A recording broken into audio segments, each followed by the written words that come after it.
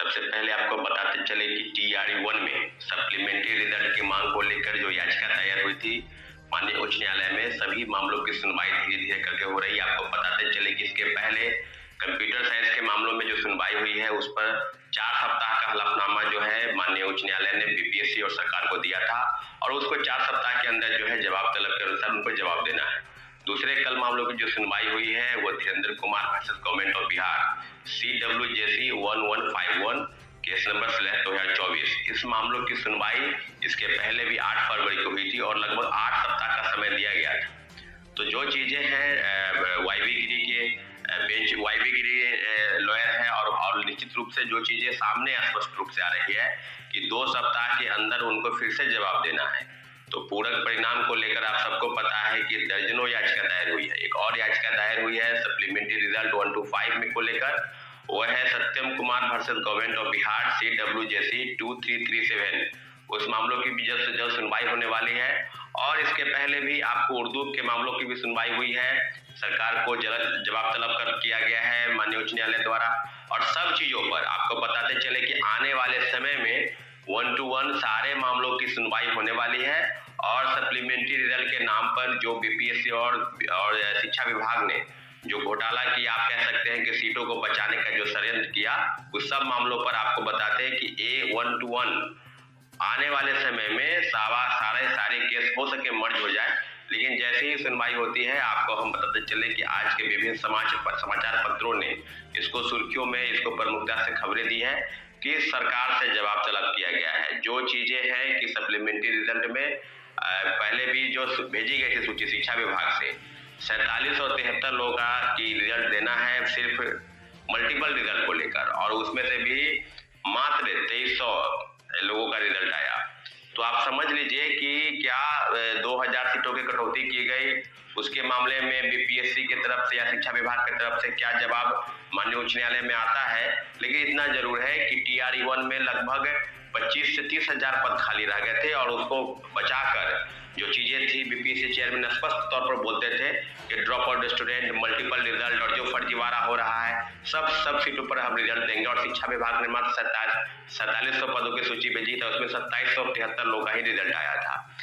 तो अब मामले पर सुनवाई करते हुए जो चीजें सामने हैं उस सामने पर आप समझ लीजिए कि कहीं ना कहीं अब घेरने का प्रयास चल रहा है। माननीय उच्च न्यायालय के जो फैसले हैं उस पर सभी की निगाहें शिक्षक अभ्यर्थियों के TRE-1 में जितने भी शिक्षक अभ्यर्थी है जो पूरक परिणाम की मांग कर रहे थे और लगातार विरोध प्रदर्शन चल रहा था, चाहे वो गर्दनी बाग धरना स्थल से हम लोग 4 दिन गर्दनी बाग धरना स्थल पर बैठे, BPSC का घेराव किए, शिक्षा विभाग गए, गांधी मैदान के पास प्रोटेस्ट हुआ और कई चीजें हुई। इसके बावजूद भी तमाम जो बड़े नेता हैं, चाहे वो महागठबंधन के नेता हो चाहे वो NDA के नेता हो, उनके पास जाकर लोगों की शिकायतें भी रहती थी कि पूरक परिणाम को लेकर TRE-2 में भी कई लोगों का बयान आया था, चाहे वो डिप्टी CM बिहार के पहले विरोधी दल के नेता, विधानसभा विधान परिषद में दोनों नेता, आज डिप्टी CM है सम्राट चौधरी और विजय सिन्हा, और दोनों ने स्पष्ट तौर पर कहा था कि पूरक परिणाम आएगा। सीट टेपरिंग की मांग को लेकर भी काफी मुखर होकर बोलते थे, खासकर सुशील मोदी जी जो पूर्व राज्यसभा सांसद, और आज वो भी बोलते थे कि 40,000 के पूरक परिणाम आएंगे। तो कई चीजों पर जो बातें थी घुमा फिरा कर कहा जाए तो उसको एक सिरे से खारिज कर देना और चीजों को बरगला कर कहना कि क्या आगे होगा, क्या योजनाएं होंगी। लेकिन इतना जरूर है कि TRE-2 में भी कल एक बैठक होने वाली है, उसको लेकर भी दर्जनों याचिका दायर हो चुकी है। अब भाषा की हत्या को लेकर भी केस हुआ है। भाषा की हत्या को लेकर जहां तक पता है आपको कि पहले TRE-1 में भाषा का जानकार होना जरूरी था, उसके लिए एक मिनिमम कट ऑफ को पार करना जो है आवश्यक BPSC ने बनाया था। लेकिन TRE-2 में इसकी जानकारी नहीं थी क्योंकि हिंदी के जगह पर उर्दू के जगह पर अंग्रेजी के प्रश्न पत्र दिए गए और जो जानकार थे यानी जो चीजें सामने आ रही है कि सिर्फ GS के प्रश्न पत्र मुहैया कराकर हटवाए गए तो फिर हिंदी के भाषा और भाषा अर्हता को लेकर समाप्त कर दिया गया क्योंकि भाषा अर्हता में हो सके लोग फेल कर जाए। तो सारी चीजें बिल्कुल अब परत दर परत खुल रही है। आर्थिक अपराध इकाई की भी जांच कर रही है।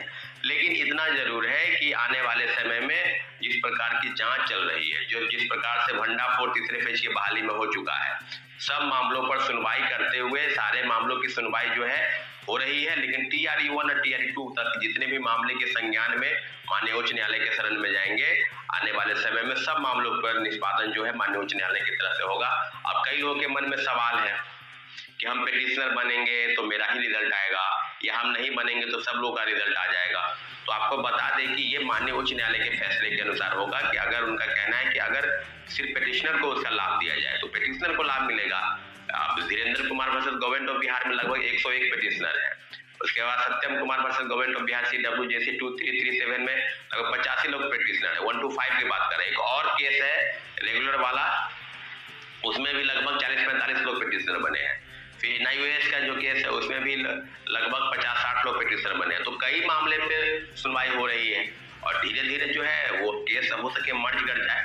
लेकिन इतना जरूर है कि हम लोगों को माननीय उच्च न्यायालय के फैसले का भरोसा है, उनके फैसले का सम्मान करना है। निर्णय किसी के पक्ष में जाए, लेकिन इतना जरूर है कि छात्रों और अभ्यर्थियों के साथ जो सरकार ने गलत किया है, जो पूरक परिणाम के नाम पर जो धोखा और षड्यंत्र किया, सीटों को बचाकर TRE 1 से लेकर TRE 2 तक, TRE 2 से लेकर TRE 3 तक जोड़ने का प्रयास किया, सब मामलों पर सुनवाई होने जा रही है और निश्चित रूप से आने वाले समय में उसका एक उचित लाभ सारे परीक्षार्थियों को मिलेगा जिसने इस तरह की चीजें की है और आने वाले समय में उसका निश्चित रूप से लाभ मिलेगा। साथियों, तो दोस्तों आप स्पष्ट रूप से सुन सकते हैं कि यहाँ पे सप्लीमेंट्री रिजल्ट को लेकर लगातार प्रयास किया जा रहा है और जितने भी हमारे शिक्षक अभ्यर्थी, जितने भी हमारे भाई लोग हैं, लगातार मेहनत कर रहे हैं और कोर्ट से भी यही अपडेट है अब कि सप्लीमेंट्री रिजल्ट को तत्काल जारी करना चाहिए। तो दोस्तों अपना प्यार बना के रखें और सप्लीमेंट्री रिजल्ट जारी होगा और सभी लोग अपना सहयोग दें और अधिक से अधिक चैनल को सब्सक्राइब करके बेल आइकन एक्टिव कर लें ताकि पल पल की सारी लेटेस्ट अपडेट आप तक पहुंचती रहे।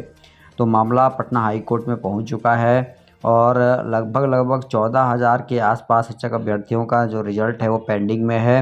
अब कोर्ट ने जो है बिहार सरकार से जवाब मांगा है और जवाब में कहा है कि भाई आप जवाब दीजिए कि क्यों ऐसा हो रहा है कि जो रिज़ल्ट है वो नहीं जारी किया जा रहा है। और कहीं ना कहीं सौरभ सर भी साथ में हैं, तो क्या कुछ होगा समय बताएगा। इस वीडियो में इतना ही। धन्यवाद दोस्तों, जय हिंद, जय भारत।